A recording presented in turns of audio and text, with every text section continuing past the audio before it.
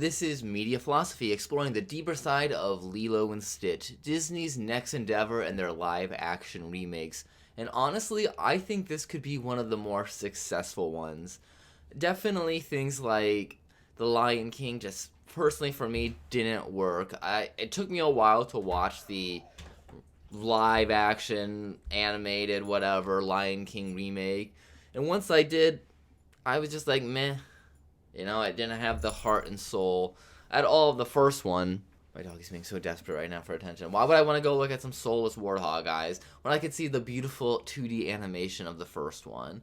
But I think the Lilo and Stitch movie is going to avoid a lot of these issues because it's the whole marrying of the live action and the, animated. It's so hard to even categorize what these are. But yeah, it's easy to marry the live action with the computer generated graphics.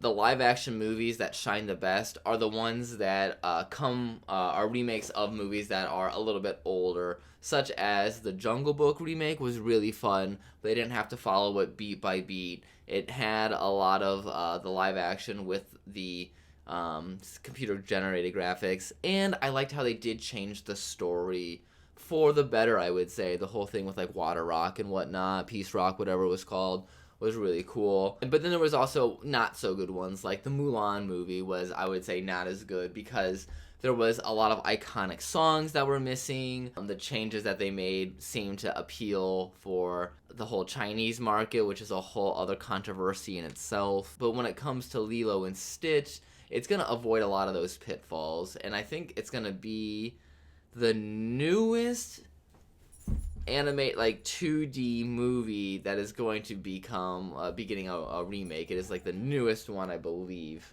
And when it came to the Lion King remake or Mulan or the Beauty and the Beast, some people would consider those the golden age of Disney, where 2D animation was able to be enhanced by computers, and they just made some really beautiful products at that time. When Disney is remaking things like Lion King, Beauty and the Beast, sometimes there can be a little bit of a disappointment because of just how still beautiful to this day those movies honestly hold up. And I would say when it comes to at least movies in those categories like Aladdin, I would still say the originals outshine the remakes, whereas some of the remakes of the old movies like Pinocchio or Jungle Book, not Pinocchio, that's a classic, that 2D animated movie was just perfect. But when it comes to Lilo and Stitch, it's not in that golden age of animation. It was starting to when Disney was starting to go on the downward slope a little bit, at least when it comes to its 2D theatrical releases. I would imagine that after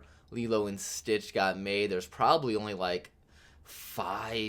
6 years left of Disney animation, maybe. So it looks like Lilo and Stitch came out in 2002 with Princess and the Frog 2009. So yeah, there was still a good 7 years in there of 2D animated films. Technically, a Winnie the Pooh movie was the last Disney 2D animated film, but that's semantics. By being a little bit later on in the lifestyle of Disney, there's not going to be as much nostalgia with it. There's no big musical numbers that they're going to have to shoehorn in, or people are going to be disappointed. Again, with Mulan, it was very disappointing not to have any of the musical numbers in there. But then in Aladdin, it was also kind of disappointing to have Will Smith sing some of those musical numbers. So they're not going to run into any sort of conflicts there. And then the artists of Disney are going to be able to pull off an incredible Stitch.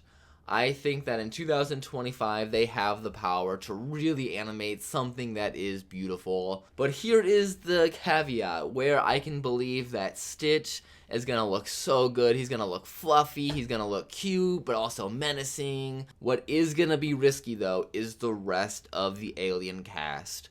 We really have only been teased a very small amount of Stitch, and again, what I've seen, and that looks pretty good. But Jumba, Pleakley, Gantu, there's a good chance that those just do not read well, and it'll just look off-putting. And I'm really afraid that that's going to be the case, especially when the cast, the main acting cast, has to work so heavily with these CGI characters.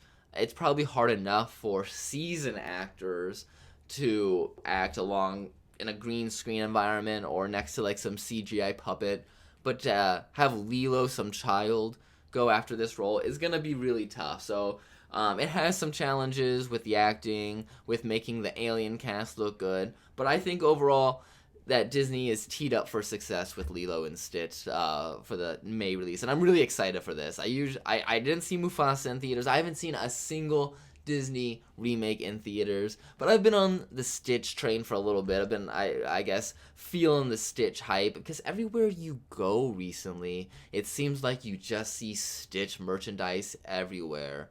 Which again makes sense with a movie coming out. It seems like I really noticed the uptick in Stitch merch about like a year and a half ago, and that would make sense to try to prepare the public for the upcoming Stitch movie. But it's definitely infected me. I have been on an absolute Stitch spree. And Disney Plus makes it so easy. Disney Plus, one of my favorite streaming apps of all time. I love it. I'm a Disney fan, and I love that you get Hulu with it. I got my American Dad. I got my It's Always Sunny. I got my Disney Fix. It's all I need. But either way, I've been going on a huge Lilo and Stitch kick recently. Started off with the movie, and it is just so beautiful to this day. Those watercolor backgrounds are amazing. And they don't distract from the animation at all. It just is incredible that they're able to blend just the animation itself with the backgrounds of the watercolor. It doesn't look jarring at all or out of place. And then talk about a movie that has heart. There are parts in there that really just get to you, especially as an adult, because as a kid you really don't see, at least I didn't really understand Nani and Lilo's relationship. I mean, I got that they were sisters, but how much like Nani is sacrificing for Lilo and whatnot, just how much she's taking on. I think she's only supposed to be like 18, 19, taking care of what, Lilo, 5, 6, 7 years old. It's just heart-wrenching. But yeah, the first movie, just great. But what really sucks me into Lilo and Stitch is the follow-up movies as well as the TV show, the Stitch TV show. Well, I guess there's actually a few Lilo and Stitch sequel movies. There was like Stitch Has a Glitch, which is okay, but then you get the actual Stitch movie, whatever, where his cousins come up with like the electric experiment is where it's first introduced with something von Hamsterville. But either way, with that Stitch movie, when the other experiment cousins get introduced, that was the most genius move by Disney. Because with this show, they have an opportunity to create so many fun environments. I mean, it was probably so much fun to write for the show because one, you just get to think of some little chaotic, cute experiment. And it could be really anything. I mean, depending on what stage of Jumba's research they were in. It could be from anything from wanting to eat hair to being a cute little dog to being really destructive, like that one that would like shoot projectiles out of its nose and stuff like that, basically like just like an infinite grenade launcher. It is still fun to watch that show as an adult and just see all the fun different designs and how they kind of incorporate the powers with the design while still kind of making it look like a Stitch variant cousin or whatnot. So I think it's cool that they kind of keep the genus together while still being really creative. But that's just one fun thing of that show, because then you got just Lilo and Stitch, just cuteness in general. They're getting into all their little shenanigans. And it's definitely a little bit ridiculous watching Gantu and like Lilo and Stitch's relationship. I'm assuming in my headcanon that the Galactic Federation basically says that, hey, Gantu, you can operate on Earth, whatever, but you just cannot kill any of the people there, because then there's going to be some intergalactic incident. That's my headcanon, because there's just like no way, there's just no reason why Gantu's just not crushing Lilo like a little grape. Then again, I guess Stitch is very protective of her. My favorite parts of the show are always the naming of the cousin, because they always have just a really cute name that hits the nail on the head on who that cousin's characteristics are, and then what job they find for the cousin at the very end of the episode. Always cute to see like some sort of frozen cousin like serving up ice cream, or that fighting one teaching some class.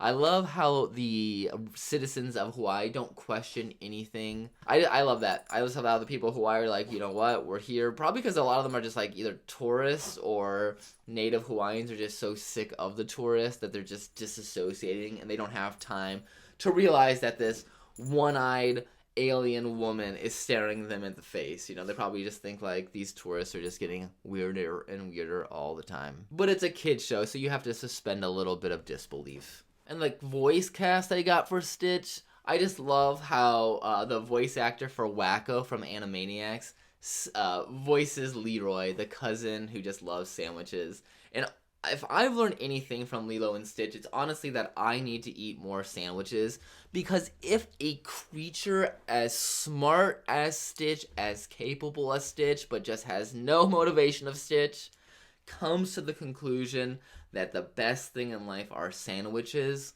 well then I think a little simpleton like me is inclined to believe it. And it probably is true. It's probably true, as the sandwich really does bring together all the forces of food into a beautiful harmony. You got your bread, you got veggies, you got meats, you got condiments. It really is a beautiful testament to man's triumph over nature, the sandwich. I heard that the Lilo and Stitch TV show is really popular, but it only got 3 seasons on Disney because of some rule they have within Disney, or some loophole within the entertainment industry, where basically after a certain number of episodes, actors, writers get bonuses, get extra residuals, whatever, and any multi-billion entertainment corporation needs to save every penny it has.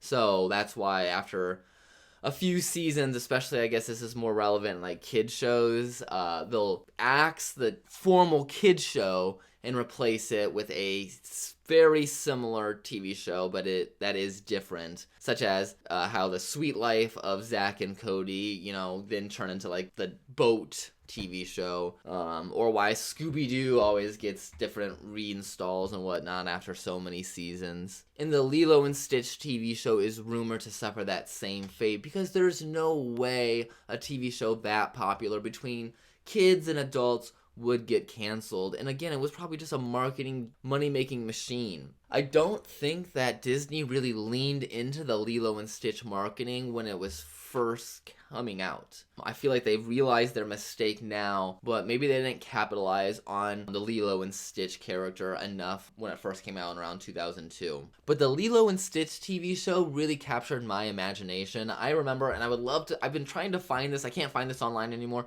but I remember on like the Disney Games website, there was a whole section dedicated to Lilo and Stitch, and there were games you could play where you would use Leroy to like stack sandwiches.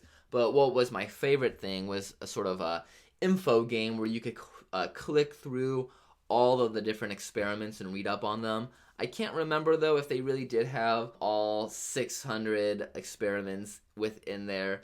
I would doubt it. As a kid it seemed like it, but I bet they just put the ones that were in the show or whatnot. But I remember it was sort of like a Gantu file viewer or whatnot, where you just go through all the experiments and just get to read up on them, read their powers, read little fun facts of them. I think that was back in the good old days of Flash. And that's the whole key with the experiments, is it just allows your imagination to just run wild in the cutest, fun way. So I'm personally super stoked for the Lilo and Stitch movie. This is not some sort of paid advertisement. This is just somebody who's got caught up in the marketing hype and is going to be there. Maybe not opening day. Maybe I'm definitely going to get some discounted tickets through, you know, those $5 movie Tuesdays. I think it's going to be one of the better remakes, and we're going to see. But this is Media Philosophy, exploring the deeper side of entertainment.